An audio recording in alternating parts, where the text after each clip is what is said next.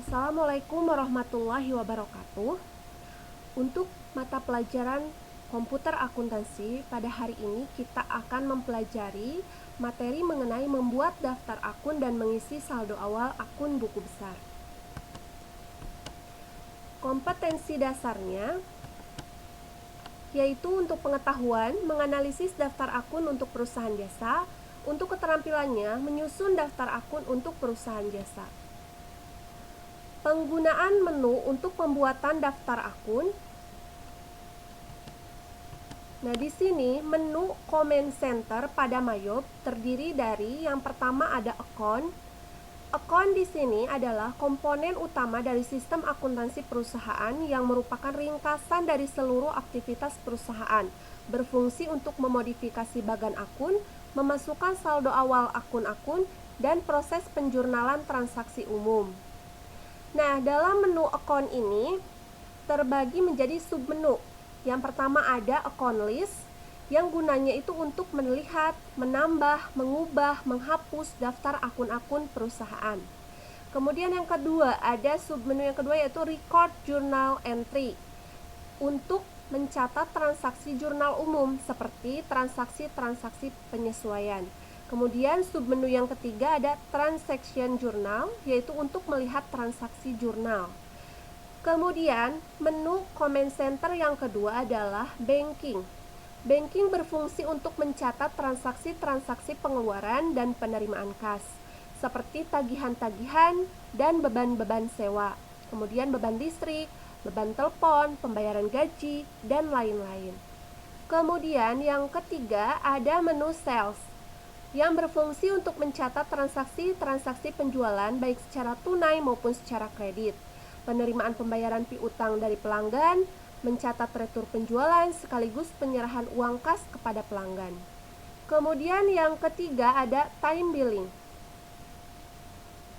Yang keempat ada time billing. Time billing dipakai untuk menghitung penjualan, pembelian yang menggunakan perhitungan persatuan waktu, misalkan biaya konsultasi manajemen per jam. Kemudian yang kelima ada purchase. Nah, di sini digunakan untuk mencatat transaksi-transaksi pembelian baik secara tunai maupun secara kredit, pembayaran hutang kepada pemasok, mencatat retur pembelian sekaligus penerimaan uang kas dari pemasok. Kemudian selanjutnya ada payroll. Payroll dipakai untuk penggajian karyawan menggunakan sistem payroll. Bisa dipakai untuk berbagai macam cara penggajian, misalkan per jam, per hari, per minggu, ataupun bulanan. Kemudian selanjutnya ada inventory.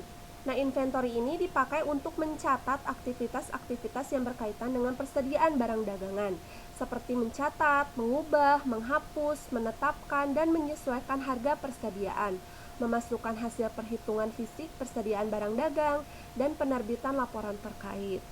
Kemudian yang terakhir, menu command center yang terakhir yaitu card file. Nah, berfungsi untuk membuat, mencari, menampilkan, mengubah, menghapus, dan mengelompokkan catatan individu dan perusahaan. Kita dapat mencatat seluruh informasi mengenai pelanggan atau customer dan pemasok atau supplier, menetapkan pajak dan termin pembayaran dari pelanggan dan pemasok dalam card file ini.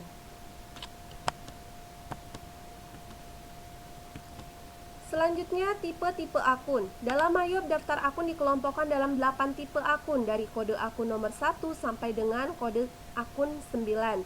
Kode akun 7 tidak digunakan, seperti gambar berikut. Nah, ini untuk tipe-tipe akun. Jadi, nomor akunnya itu ada 1, yaitu aset. Kemudian yang kedua ada liabilities, ketiga ada equity, keempat income, kelima cost of sales, keenam operating expense, ketujuh ya tidak digunakan, kemudian yang 8 other income, 9 other expense. Itu akun-akun yang digunakan.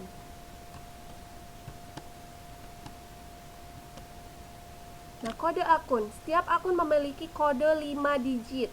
Digit ke-1 adalah kategori akun. Digit kedua sampai kelima nomor ID akun. Setiap nomor bersifat unik dan tidak boleh ada yang sama. Apabila akun yang akan dibuat memiliki kode yang sama, maka akan muncul kotak dialog seperti berikut ini sebagai notifikasi. Nah, jadi contohnya digit ke-1 kategori akun.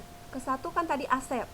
Digit ke-2 sampai ke-5 adalah nomor ID akun. Misalkan cash on hand. Nah, nomor ID akunnya adalah 1200. Nah, nomor yang sudah dipakai cash on hand yaitu 11200 tidak bisa lagi digunakan untuk akun yang lain. Misalkan petty cash nomor akunnya mau sama 11200 itu tidak bisa. Nanti akan muncul notifikasi seperti ini. Jadi nomor akunnya harus berbeda seperti itu. Selanjutnya kelompok akun. Nah, akun pada Mayob ini dikelompokkan menjadi dua, ada akun header dan akun detail.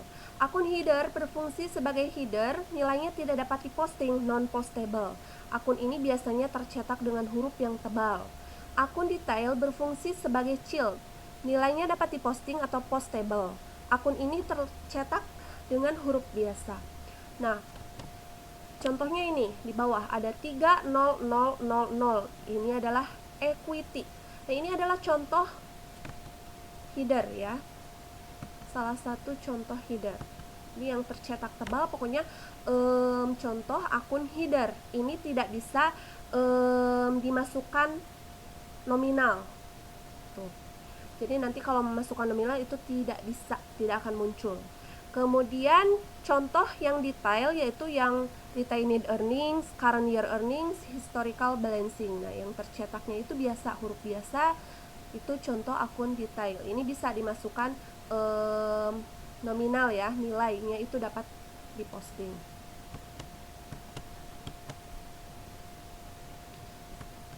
Nah, ini akun-akun yang harus nanti kalian coba di input ya ke dalam Mayob.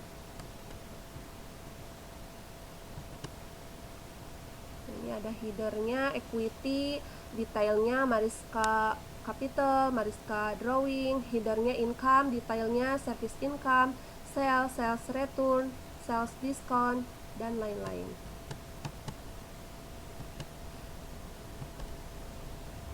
Kemudian di sini ada mengedit akun. Akun yang dapat diedit yaitu yang pertama check account menjadi cash in bank. Kemudian yang kedua ada undeposit funds menjadi cash on hand. Kemudian yang ketiga ada trade debtor menjadi account receivable. Keempat trade creditors menjadi account payable. Nah, ini jadi akun yang harus diedit ya pada Mayob. Untuk akun undeposit funds dapat diedit pula menjadi akun petty cash apabila perusahaan tidak menggunakan akun cash on hand. Hal ini dapat dilakukan apabila perusahaan menggunakan kebijakan menyetorkan langsung ke bank pada saat terjadi penerimaan kas. Jadi masuknya nanti ke akun petty cash bukan cash on hand karena uang yang diterima itu langsung di storekan ke bank gitu, tidak cash on hand lagi seperti itu. Jadi undeposit funds-nya dieditnya menjadi akun petty cash. Itu tergantung kebijakan perusahaannya ya. Kemudian selanjutnya, nah misalnya pada kasus Strawberry Salon and Spa kita akan mengedit akun check account menjadi Bank Mandiri. Langkah-langkahnya adalah yang pertama adalah masuk ke menu account yang tadi yang pertama ya, menu comment center yang pertama yaitu account. Kemudian pilih account list.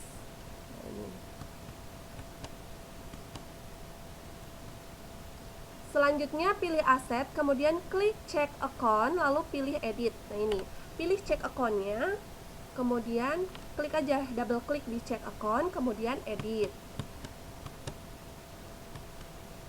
Nah kemudian muncul seperti ini. Kita ubah account numbernya jadi berapa, tadinya 0100 ubah menjadi 1100. Namanya tadinya check account ubah menjadi Bank Mandiri. Kalau sudah diubah langsung klik OK.